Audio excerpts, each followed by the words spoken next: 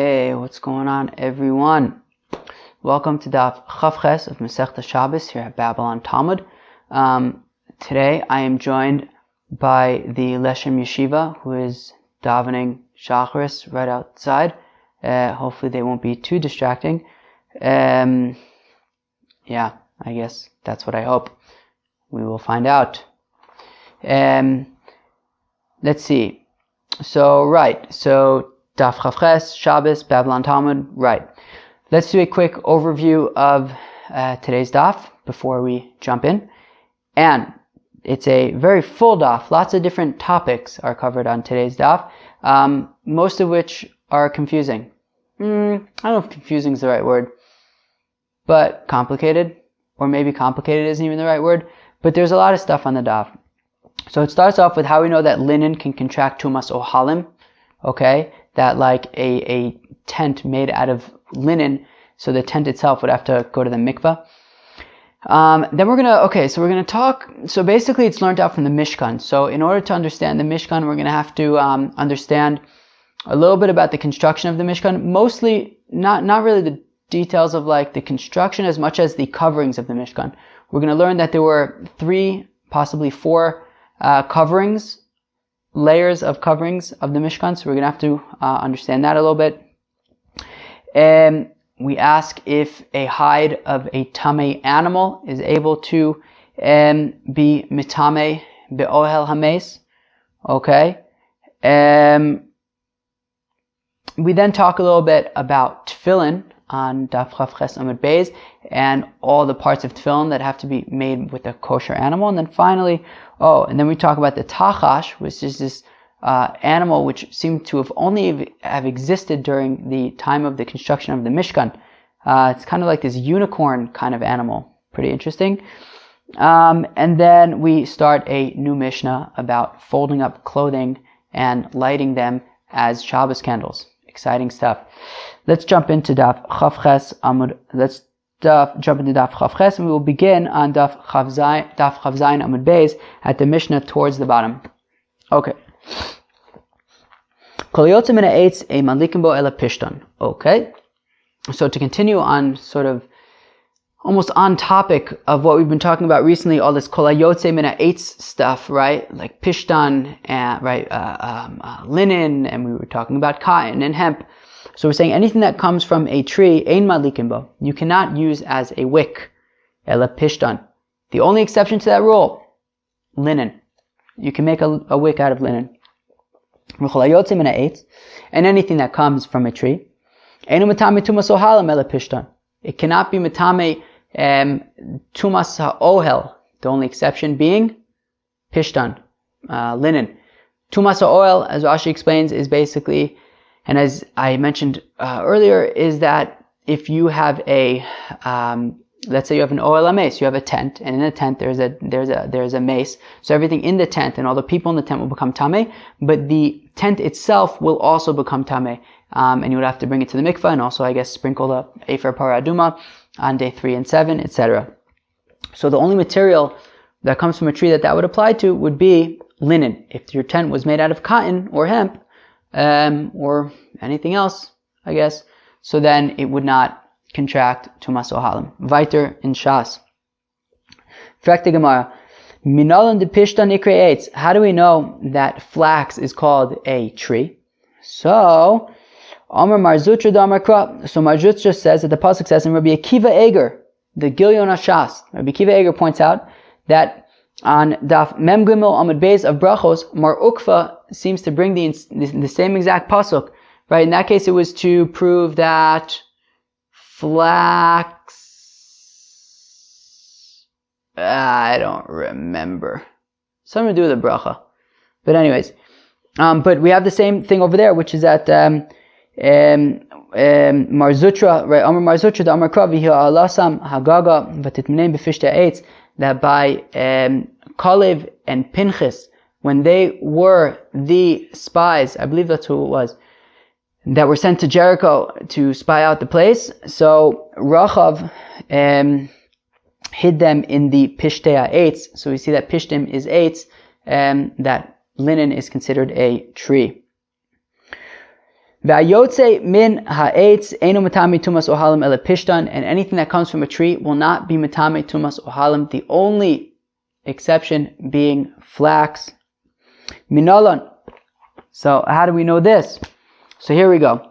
Amr Belazar Gomer oil mi mishkan. So Zakta Belazar, that because we learn Gzeira Shava, there is a Gzeira Shava, right? It says the word ohel in the context of Tumas oil, and it says the word ohel in the context of the mishkan. Says the Gemara, it says here in by Tumas Ohalim, by Tumas Ames, it says this is the teachings of a person who dies in a tent, in an ohel. Uchziv Hasam, and it says by the construction of the mishkan, Vayifros esa ohel ala mishkan, that he spread out the ohel on the mishkan. Malahalan shall pishtan kari ohel, afkan shall pishtan kari ohel. Just like by the mishkan, linen was called an ohel, also here by Tumas Ames, linen is called an ohel. Let's stop here for just a second, or probably more like just a moment or two. When the mishkan was constructed, okay, so in the mishkan there were basically 4 types of coverings on the mishkan. Okay, the last type may have only been 1 layer, but 4 types. So, and we're going to get to that machlokas later today. So,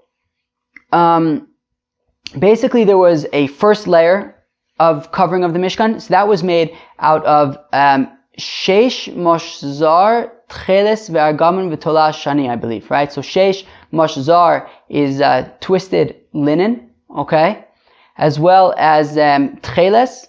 Argaman is purple, and tolas shani is scarlet wool, I believe. Okay, so basically the first one, the sheish was linen, and the tcheles, argaman, and tolas shani were wool. Okay, fine.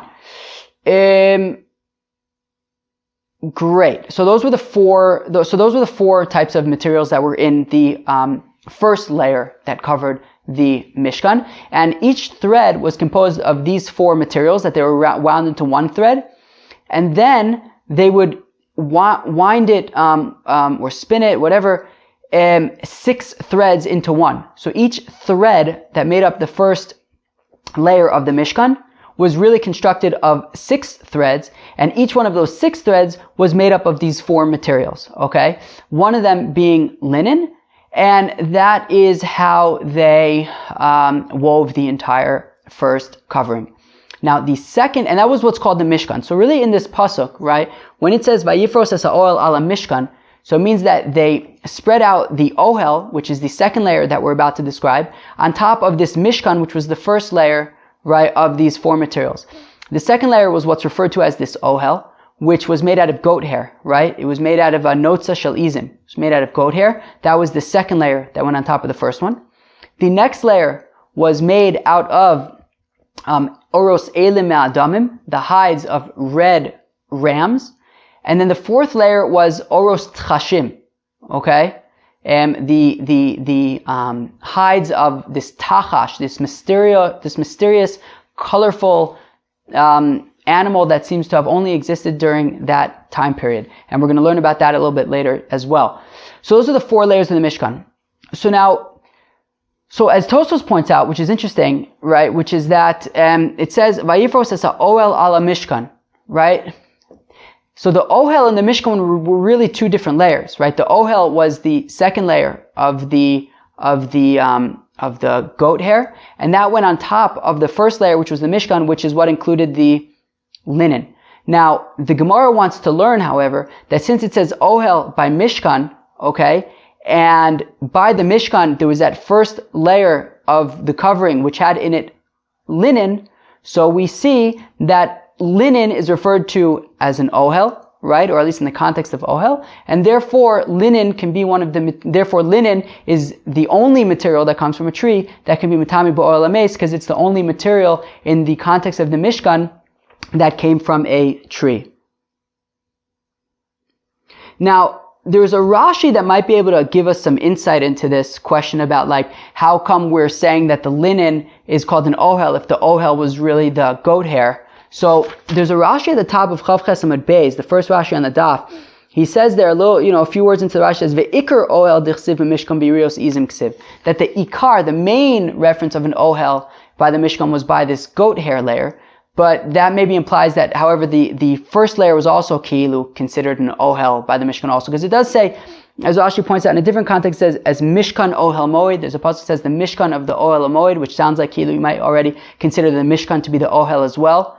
But in any event, the Gemara is learning that since by the mishkan, in the context of the ohel of the mishkan, there was linen, and that was the only material that came from a tree. Therefore, when it comes to an ohel by an ohel ames, so the only material that comes from a tree that would be metame, but ohel ames would be linen.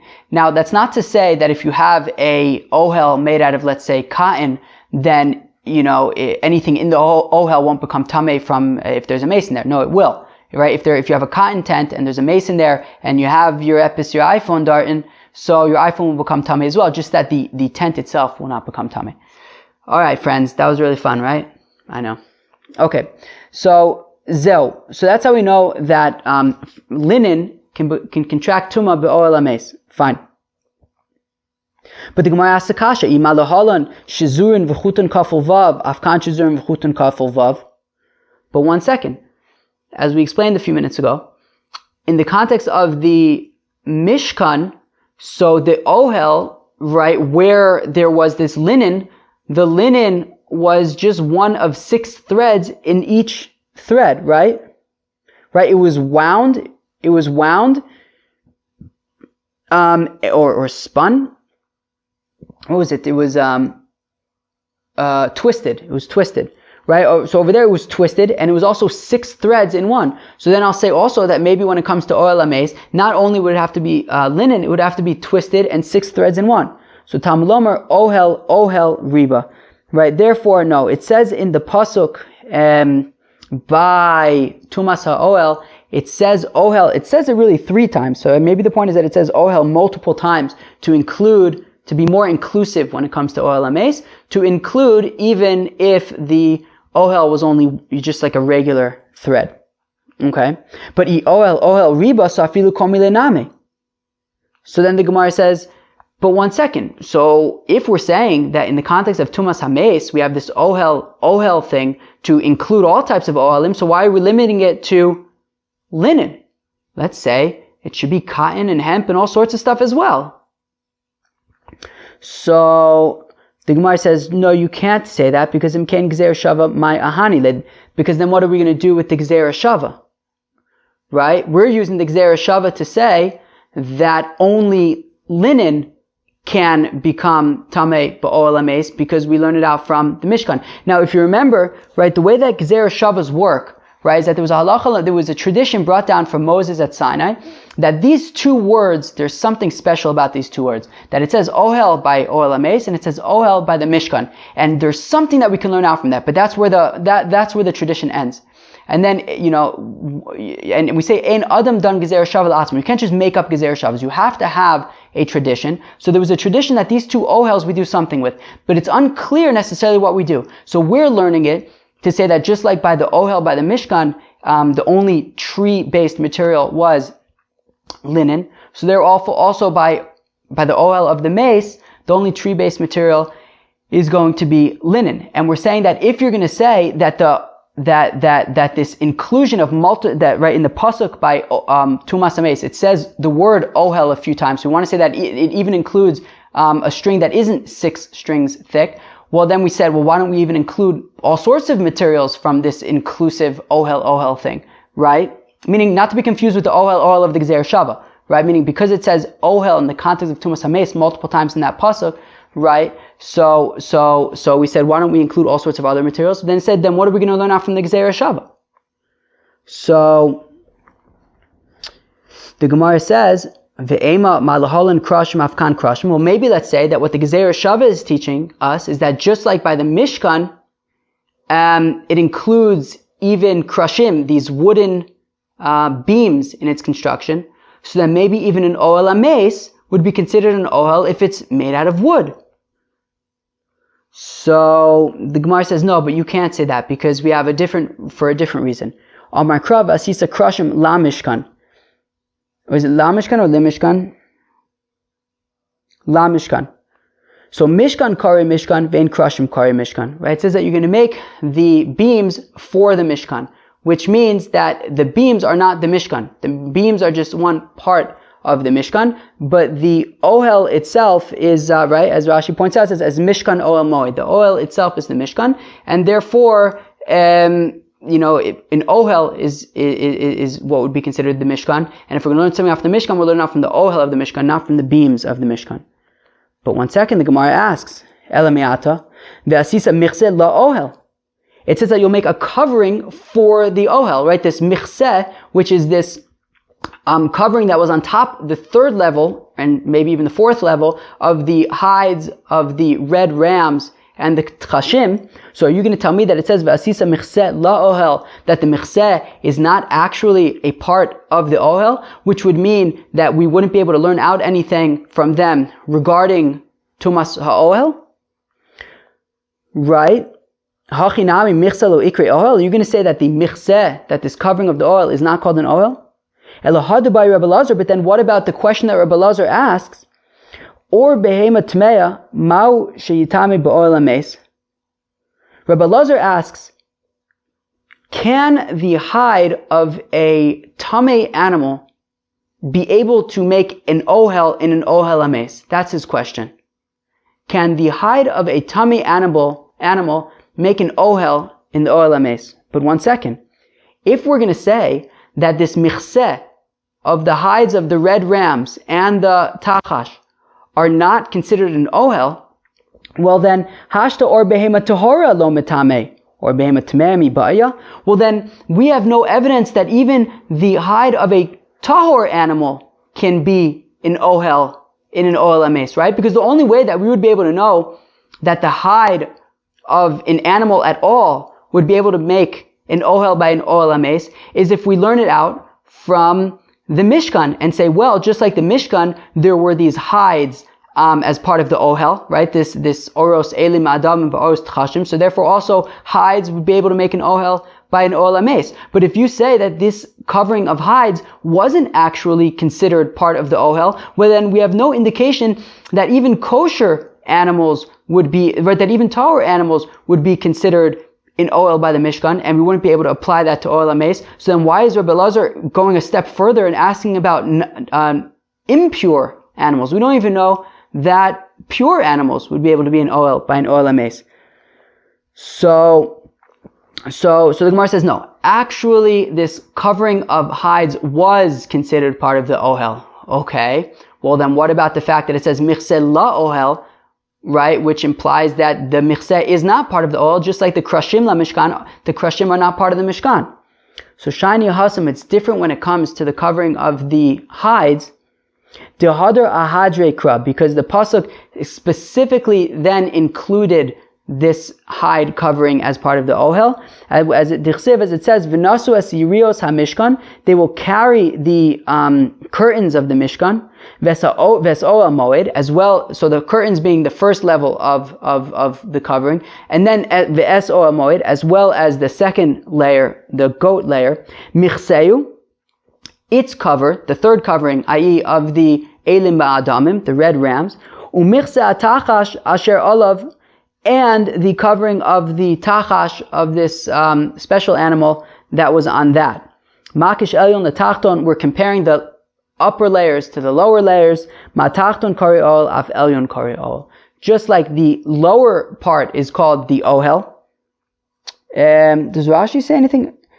Rashi says, Matachton ashtei esrei yirios izim la'ol ala mishkan. Okay. Right, so he says the 11 curtains for the izim, for the ohel on the mishkan, so that's the tachton. The mishkan hainu eser yirios. When it says mishkan, it's referring to the first layer. Hamuchubaros b'kar sizav u'lemala men ohel yirios izim u'lemala men michsa oros. Okay, so the tachton, yeah. So exactly. So it says just like the lower level, which is the izim, which is the goats, is what's called the ohel. So also the top layers of the oros elim adam and the oros tchashim would also be considered part of the ohel, and therefore we would be able to apply that to ohel hames and say that just like the hide, right, just like the cover of hides in by the mishkan was called the ohel, so we see that also hide can be tameh by ohel ha-mace. And that's why Rebbe Elazar was saying that I understand that tahor hides can be mitame ba'ol ha-mace, but what about tameh hides? Alright, so the Gemara says gufa. By Rebbe Elazar, orbe matmeh maushi tameh tumas ohalin. So, right, we said a second ago that Rebbe Elazar asked, the hide of a tameh animal, can it be mitame tumas ohalim? So the Gemara would say, "My kami bayale." What exactly is Rebbe Elazar asking? Because at the very beginning of the Gemara, right at the very bottom of Chav Zayin Amud Beis, we learned earlier that the whole way that it's Rebbe Elazar's opinion, who says that that the whole way that we learn out that that linen is shaykh to tumas ohalim is because we learn it out from Mishkan, and if in the Mishkan it was only tahor animals, well then by tumas ohalim it would also only be tahor animals. So why is he asking if tameh animals would be included by tumas ohalim? So the Gemara answers, Amar of Adabar Hava Tacha Shehaya B'mei Moshe Kamim Ba'yalei Tameh Haya O Tahor Haya. So Rav Adabar Hava says that what Rebbe Elazar is asking is this tachash animal, this sort of special animal that only existed in the midbar, that they used for this covering of the Mishkan. Was it tameh or was it tahor? So that's what he's asking. Sure, we learn out tumas ohalim from the Mishkan. Is it possible that maybe in the Mishkan this tachash thing was tameh, and therefore even tameh hides would be shaykh to tumas ohalim? Amar Rav Yosef, my tibayle tanina. Rav Yosef says, what do you mean? With his encyclopedic memory for Brises and Mishnayos, he says, well, there's a Mishnah. Lo huchshu lemleches shamayim elo or be'ematorah bilvad. The only things that are kosher for meleches shamayim are the hides of behemoths tahoras, and therefore, of course, by the Mishkan, they were used. The tachash must have been tahor, and therefore, only tahor hides were used when making in the construction of the Mishkan, and therefore only tahor hides would be shaykh to tumas ohalim. Masav Rabbi Abba. Rabbi Abba asked the kasha. Rabbi Yehuda Omer. Oh, so this is interesting. So says Rabbi Yehuda, Shnei michsaos hayu echad shel oros elim adam ve'echad shel oros tchashim. So according to Rabbi Yehuda, he says that there were 4 coverings to the Mishkan, right? There was the first one that we talked about with the 4 threads that were wound into 6, etc. And then there was the second layer of the goat hair. And then, says Rabbi Yehuda, there was a third layer that consisted entirely of the hide from this red ram. And then there was a fourth layer which consisted entirely of hide from this tachash.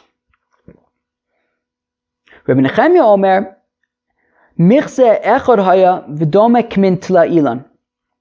Rabbi Nechemia says that it was actually just one layer. Half of it, 50% of it was the oros elim adamim, and 50% of it was the oros tchashim. V'ha tla'ilan tamehu, right? And Rabbi Nechemia says, and it looked like a tla'ilan. It looked like an animal that's called a tla'ilan. Now the Gemara says, v'ha tla'ilan tamehu. But a tla'ilan is tameh. So therefore we see that there actually was tameh animals used in the construction of the Mishkan. And it's a kasha on Rav Yosef, who says that only tahor animals were used. And then there's also, of course, implications for if you can have tameh animals by tumas ohalim. So the Gemara says, no. It's not saying that the tachash was actually tameh. Hachi kamar kimin tla'ilan hu sheyesh bo gvanin harbe v'lo tla'ilan tilu hasam tameh v'achatar. No, the Gemara says it's similar to a tla'ilan in that it was very colorful. This tachash was very colorful. It was a very colorful animal. And therefore, and it was similar to a tla'ilan, but it wasn't actually a tla'ilan. A tla'ilan is tameh the tachash was tahor. Amar Rav Yosef, ihachi ainu d'mitargaminan sasgona shesas b'gvanin harbe. And Rav Yosef says, Rav Yosef says that makes sense because the Onkelos translates tachash as sasgona, right? And he says because shesas b'gvanin harbe, because it rejoices in many colors. So, so we're able to defend the fact that there were only tahor animals in the construction of the mishkan. Fine. Interestingly, if you look in Rashi on the Chumash, the opinions of Rabbi Yehuda and Rabbi Nechemia are actually reversed in Rashi and the Chumash. I don't know why. Right? According to in Rashi and the Chumash, Rabbi Nechemia says it's 2 separate layers, and Rabbi Yehuda says it's 1 layer. I don't know why they would be reversed, but that's interesting. Let's go weiter in Shas, friends. Rava Amar said the holy Rava. Or behema tmeya demitame ba'oel hames mehacha. So Rava comes to argue with what we've been assuming until now. Up until now, we've been assuming that or behema tmeya would not be mitame ba'oel hames. Comes Rava to say that or behema tmeya will be mitame ba'oel hames. The Tanya, as we learn in the Brisa, or. It says in the context of Tumas Negayim, it says or, right? But it doesn't just say or, it says o bi'or. It says o bi'or. It could have just said o or, right? Meaning it could have just said o v'shisi over erev, la pishtim v'la tzemer, o or, o b'chom leches or. What's o bi'or? So riba or behema tmeya, v'shelaka biad kohen. Oh, I wonder if it's learning out these, I didn't realize this before. I think maybe, because it's learning out 2 things, right? It's including a behema tmeya, that the hide of a behema tmeya is shaykh to tumas negaim, and additionally, that if you bring a hide to a kohen, and at the time that you brought it to the kohen, there wasn't tamei tzaras on it, but while he was looking at it, it became tamei, it got worse, so then it would be tamei as well.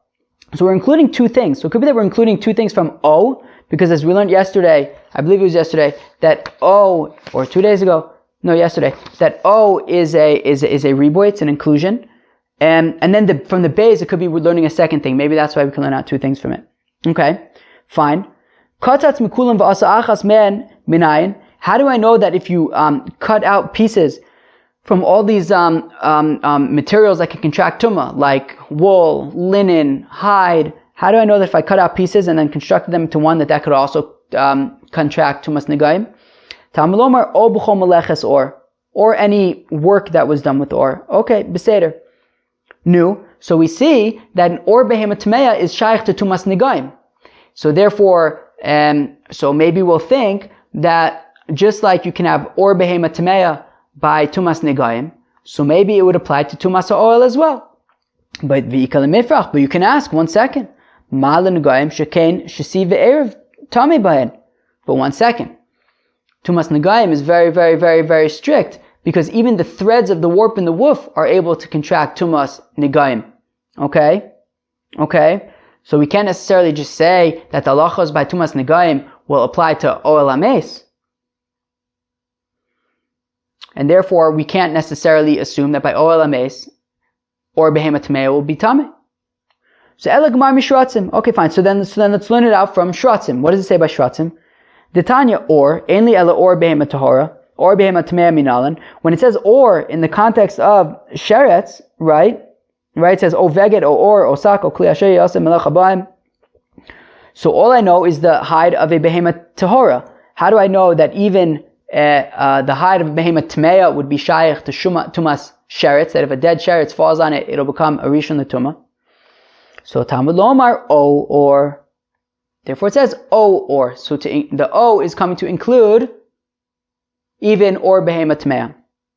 And therefore, let's say that just like by the sheretz it includes or behema tmeya, so also by tumas ohalim, it will be shaykh to or behema tmeya. V'ikal mifrach. But 1 second, you can ask, ma l'shratzim shekain mitamin b'chadasha.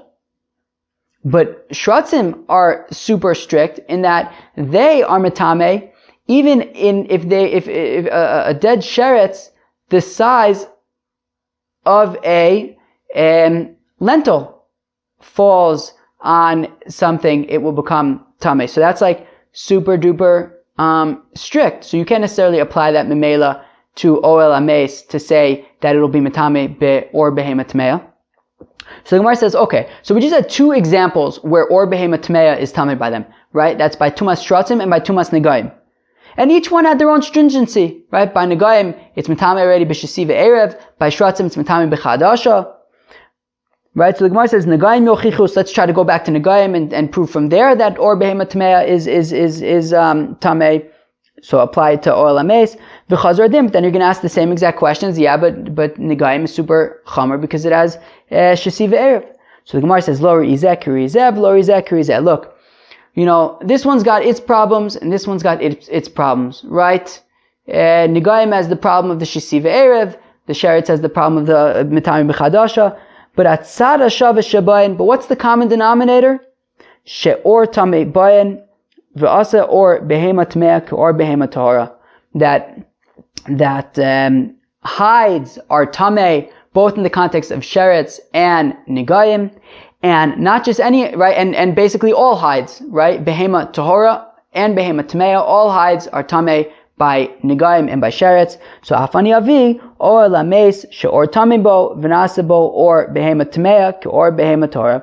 So let's say that also by ohel lames hides would be metame tumas ohalim, and it wouldn't just be tahora hides, it would also be tamei hides.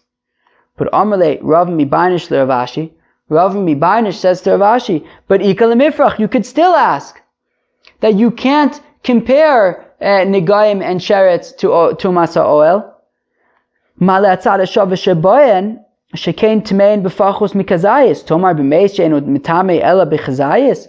But Negayim and Shratzim together are both more chamor than Tumas Oel, Tumas Ames, because Shratzim and Negayim are metame with less than a kazayis, right? Shratzim are metame b'ke'adasha, as a lentil size, and Negayim are metame b'chigris, which is half of a white bean, whereas a mace is only metame b'chizayis, right? Basar ames, kazayis mi basar ames is going to be metame b'oel, right? A bone of a mace is metame etzim kisaora, the size of a barley kernel if you touch it, but it's metami ba'oel tumas ohalim if it's a kazayis. So therefore, both negayim and shratzim are more chamor than tumas ames in that they have a lower sort of entry level to their tuma. So Ela Amar Rav Mibanish. So rather, Rav Mibanish says, do you know how we know that or behema tmeya is metami ba'oel? Asi b'kavachomer minotza shalizim. We learn it out from a kavachomer, from the hair of goats. She'ein metame b'negayim, that they're not metame b'negayim, because we said that by negayim it's only wool and linen, not the hair of goats. But metame b'oel ames, and yet it's metame b'oel ames, because we said that the ohel of the mishkan was the goat hair, and therefore we learn out oel from mishkan to say that goat hair would therefore be metame b'oel ames, even though it's not metame b'negayim. So or behema tmeya shemetame b'negayim, or behema tmeya, which as we said a few minutes ago is metame b'negayim, because it says o be'or. So then eino din shemetame b'oel ames. Well then, certainly then it should be metame b'oel ames. If you have the goat hair which is not metame b'negayim, yet it's metame b'oel ames, well then certainly or behema tmeya, which is metame b'negayim, it should be metame b'oel ames as well. And that is how we learn that or behema tmeya actually would be metame be'oel ames. Exciting stuff. Ve'ela hadatani Rav Yosef lo huchshu b'mleches shamayim ela or behema tahora b'vad l'mayilchasa. But then remember earlier Rav Yosef said lo huchshu b'mleches shamayim ela or behema tahora b'vad, that for when it comes to meleches shamayim, work for God, only the hide of a tahor animal would be usable. Now, l'mayilchsa, what's the nafkamina of what he's saying, right? Meaning we want halachas, we want things that are actionable, right? Originally, this was actionable, right? Rav Yosef said you would only be able to use tahor animals when it comes to meleches shamayim. So therefore, the mishkan must have been all made of tahor animals, and therefore, and what's the actionable insight? It's very nice to say that the Mishkan was made out of tahor animals, but what can we do with that? You know what we could do with that? We can learn that an Ohel HaMeis is only going to be tahor is only going to be metame with hides of a tahor animal. If it's a hides of a tamei animal, it wouldn't be metame b'Ohel HaMeis, because we learned it out from Mishkan, and Mishkan was only tahor animal. So we can do something with that. We can apply something from that. But once we're now saying that by an Ohel HaMeis it can even be tamei by a tamei animal, so what can we do with Rav Yosef's statement that for Meleches Shamayim you would only use tahor animals? So we say, okay, so we can't use it for Ohel HaMeis, okay, because even tamei animals are metame dartin. So it must be talking about something else. The tefillin. It's talking about tefillin. That tefillin, the cloth, the parchment that you write tefillin on, the parchment must be made of a kosher animal. But tefillin behedrik sivbu. But one second, by tefillin it already says explicitly that it needs to be written on the parchment of a kosher animal. It says that the Torah of God, and you're writing down the Torah, you're writing down psukim on these parchments, must be beficha, mina mutter beficha, that which you're permitted to put in your mouth, i.e., tahor animals. So we already know that tefillin has to be written on tahor parchment. El oran, rather it's talking about the casings that the tefillin are put in, the boxes.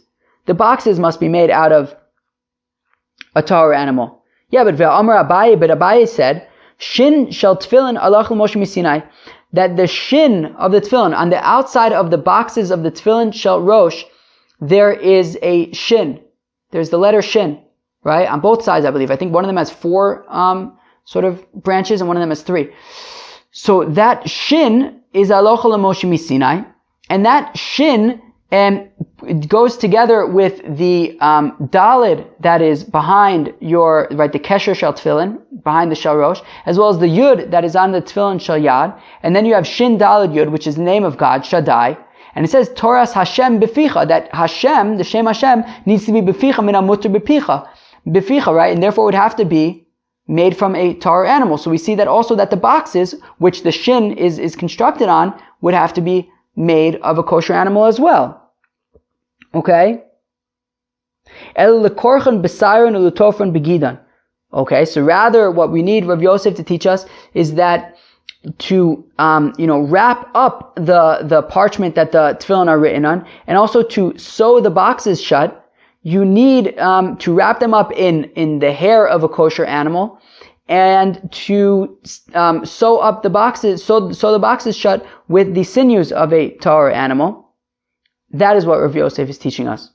But hanami halacha l'Moshe misinayu. But one second, that's also a halacha l'Moshe misinai. That also is a halacha that was given to Moshe at Sinai. The Tanya, as we learn in a brayso, tefillin merubaos halacha l'Moshe misinai. That the fact that tefillin have to be a square is halacha l'Moshe misinai. Nichrachos b'sayon v'nitfaros begidan, and they are wrapped in their hair and they are sewn in their sinews. So again, what is Rav Yosef coming to teach us by tefillin that they have to be from a tahor animal? We know everything from halacha l'Moshe misinai. El l'ritzuos, rather that the straps have to be from a tahor animal. But Rabbi Yitzchak says that the fact that the ritzuos, that the straps have to be black, is also halacha l'Moshe misinai. So the Gemara answers, need the gemire shchoros taharos mi gemire. Yeah, the halacha l'Moshe misinai is just that the straps need to be black, but that doesn't necessarily mean that they have to be from a tahor animal. So comes Rav Yosef to say that the straps of tefillin have to be from a tahor animal. Okay. Very exciting. Thanks, Rav Yosef.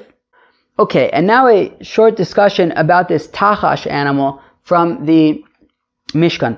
My Abi Allah the tachash. What is the deal with this tachash? Shahaya b'mei Moshe, that there was in the days of Moses.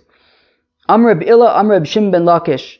Reb Illa says in the name of Reb Shim ben Lakish, Omer Hayu Rabbi Meir, that Rabbi Meir would say, tachash shahaya b'mei Moshe, that this tachash animal that there was in the days of Moshe, birya b'fnei atzmo haya, it was its own creation.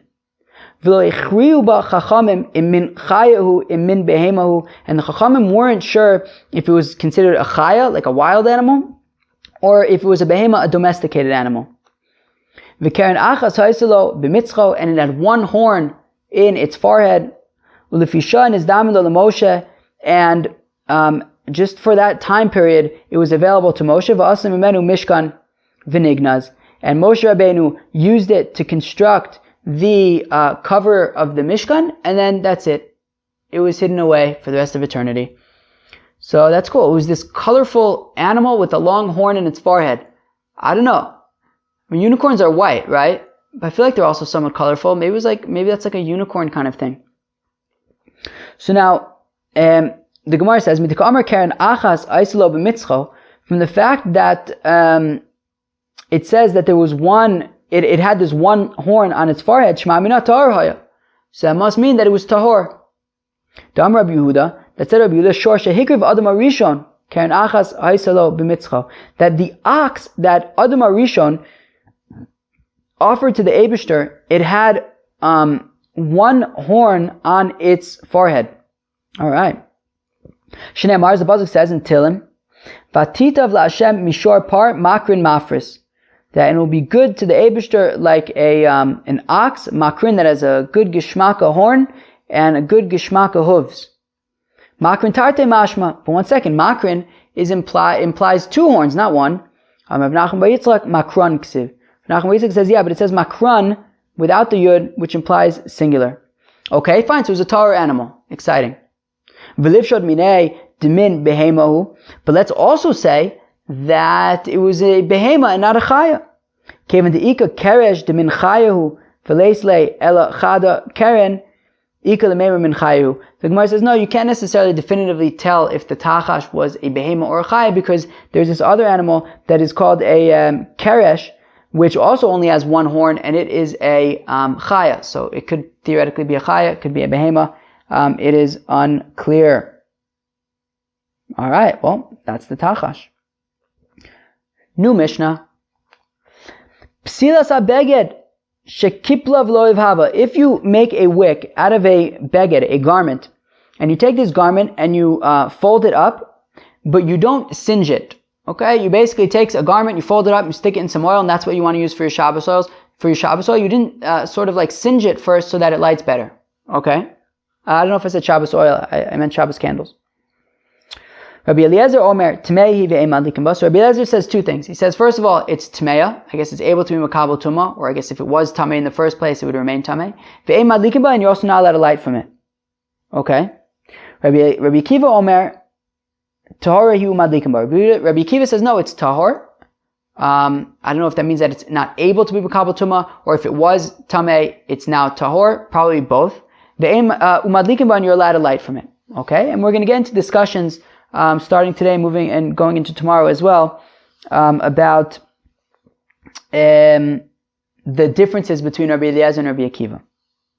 Bishlam alinyan tuma. Okay, so let's start with tuma. Why does Rabbi Eliezer say that this folded up garment that you haven't singed is tamei, and Rabbi Akiva says that it's tahor? Rabbi Eliezer says it's tamei. Rabbi Akiva says it's tahor. So Bishlam le'inyan tuma b'ha pligei. This is the machlokas. Rabbi Eliezer savar. There Rabbi Eliezer holds kipul eino mo'il uvmilse kamaisa kaima. Because Rabbi Eliezer says that folding it up does absolutely nothing, and therefore it remains a kli just like it was before. And Rashi points out the beged klihu, which is really cool. He says that beged is considered a kli. It's cool because a lot of times in the Gemara they'll refer to kalim as kalim. Anyways, so zeh, because a beged is a kli. So Rabbi Eliezer says that even if you fold it up, it's still a kli, and therefore it's still able to be makabel tuma.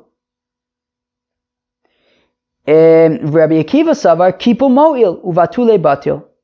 That kipul, folding it up, makes a difference, and once you fold it up, it's no longer this kli. I guess you're folding it up into something that's like smaller than shalosh al shalosh, and therefore it's not a kli anymore. And the kli is batal and it's tahor. Fine. So what's the machlokas with regards to lighting this wick that you've made? Right? Rabbi Eliezer says you cannot light it. Rabbi Akiva says you can. Rabbi Elazar Amar Rabbi Oshaya, v'chein Amar of Ada bar Ahava. So it says Rabbi Elazar the name of Rabbi Oshaya, and similarly says of Ada bar Ahava. So here we go. Hacha b'shalosh al shalosh mitzumtzamos askinan. Okay, so first of all, the beged that we're talking about is a cloth that was exactly 3 etzbos by 3 etzbos. Got that? Remember that. Uv'yamtiv shechal lios erev Shabbos askinan. And we're also talking about that it was Yom Tif. Yom Tif fell out on a Friday. Okay, fine. So it was Yom Tif. It was Erev Shabbos. It was Yom Tif. We're talking about a cloth that was exactly 3 etzbos by 3 etzbos. Weiter. Udechuli alma islu Rabbi Yehuda da'amar masikin b'kelim ve'masikin b'shivei kelim. Okay, and both Rabbi Akiva and Rabbi Eliezer agree with Rabbi Yehuda, who says that on Yom Tif you're allowed to light fire with whole kalim, with complete kalim, or I guess in this case, begadim, beged. But you would not be able, if you have a kli that broke on Yom Tif, you wouldn't be able to light that in your fire because that would be what's called nolad, something that is born on Yom Tif, right? It's like the very beginning of Masechta Beitza shenolda b'Yom Tif, right? If you have an egg that was laid on Yom Tif that didn't exist before Yom Tif, it was only laid on Yom Tif, so it's considered nolad, and it would be muktzah. Right? So according to Rabbi Yehuda, this, if you have a kli that breaks on Yom Tiv, it would be considered something new, and you wouldn't be able to put it in your fire. Okay? And both Rabbi Akiva and Rabbi Eliezer agree with Rabbi Yehuda. Okay? And finally, and both Rabbi Akiva and Rabbi Eliezer hold like Ula, that when you light a candle, you have to keep the flame that you're lighting it from there until the candle is lit a majority of the way, till the wick is lit a majority of the way. Okay, so to review, it's talking about a beged that is exactly shalosh etzbos or shalosh etzbos. It's talking about where it's Yom Tiv that falls out on a Friday. And everyone agrees that if you have a broken kli, a kli that broke on Yom Tiv, you're not allowed to light it on fire. And everyone also agrees that when you light your Shabbos candles, you have to light it until the wick is majority of the way lit. Now, Rabbi Eliezer Savar Kipul Eino Mo'il.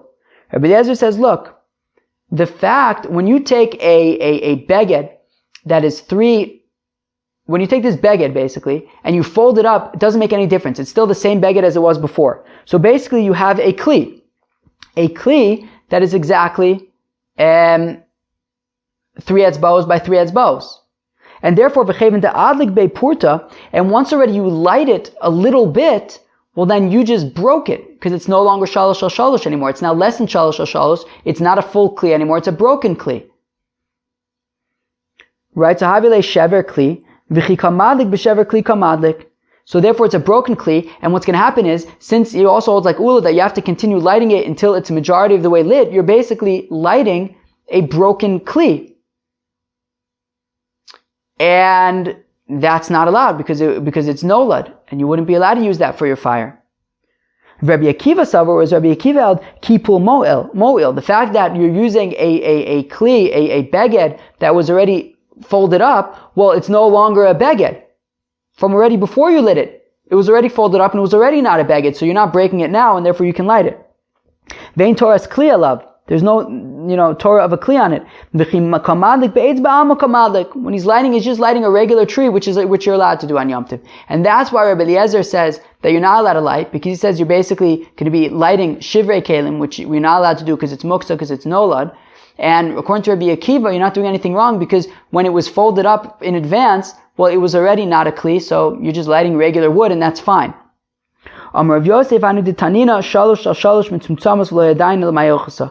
Says Rav Yosef, and this is what we had in a Mishnah, which says that when you have 3 etzbos by 3 etzbos exactly, and we didn't know what the context was for that Mishnah that says 3 etzbos al 3 etzbos exactly, and I don't know where this Mishnah is, but anyways, Rav Yosef says it must be in this context where it was exactly 3 etzbos by 3 etzbos by lighting your Shabbos candles with this beged that was divided up on Yom Tif that falls out on Erev Shabbos. I said divided up, I meant folded up. Wow. Okay, that was Daf Chav Ches. Pretty involved Daf. Okay, but let's recap. So we started off, how do we know that linen can contract tumas ohalim? And the answer is that we learned it out from the ohel, from the mishkan, right? It says ohel by the mishkan, it says ohel by tumas ohalim, just like linen is shaykh to the first covering of the mishkan, and therefore it's also shaykh to tumas ohalim. Okay? We then moved on to some discussions of the covering of the mishkan, which included talking about the michse oro of the tchashim and the oros elim adamim. We have Rabbi Yehuda's opinion, which is that it was two separate layers. That first came a layer entirely of the oros elim adamim, followed by a fourth layer on top of that, which was oros tchashim. Okay, whereas Rabbi Nechemiah's opinion that no, it was all just one layer, 50% oros elim adamim and 50% oros tchashim. Okay. We then went into the discussions saying how in the hide of a tamei animal is able to make an oel ames. First, we had Rava's opinion where he tried to learn it out from the fact that a tamei animal, the hide of a tamei animal, can be tamei by nigayim, by shratzim. We ended up throwing that out because they're more chamor than tumas ames, but we ended up saying it from what was his name? Rava. His name was Rava Mibarnish. So he ended up making it out, learning it out from a kavachomer, from the hair of a goat, which is not able to contract tumas nigayim, yet it would be tamei in an oil ames. Well, then certainly hides of tamei animals, which are able to be tamei in the context of nagayim, they can certainly become tamei in the context of an oil ames. Okay, fine. We talked about that you need a tahor animal for all parts of the tefillin. Mostly, we learned it out from the halacha Moshe Missinai for all the different parts, for the parchments and the boxes and the hairs that you wrap them in and the sinews that you sew them with. Ultimately, though, we said that we need Rav Yosef to teach us that the straps need to be made out of hide of a kosher animal. We talked about this tachash animal, which was this interesting animal that seems to only have lived during the time of Moshe Rabbeinu, and they used for the building of the Mishkan. And finally, we talked about, can you fold up a garment and light it in your Shabbos candles? Rabbi Eliezer says, first of all, it would be tamei, it would contract tuma, because folding up the garment doesn't make it not a kli, it remains a kli, whereas Rabbi Akiva says that folding it up would release it from being a kli, and it would be tahor and not able to become tamei. And Rabbi Eliezer says you may not light with it, Rabbi Akiva says you may light with it, and we said that it's dafka talking about when it was Yom Tif that fell out on Friday, and it was a garment that was exactly 3 etzbos by 3 etzbos, and Rabbi Eliezer says that since, even though it's folded up, it's still a kli, when you light it, you're going to make it a broken kli, which means that it's muksa and you wouldn't be able to light it. Rabbi Akiva says, since when you fold it up, it's no longer a kli, so then you would be able to light it because it's just like you're lighting some wood. So, friends, I hope you have a great day or night or afternoon. Peace.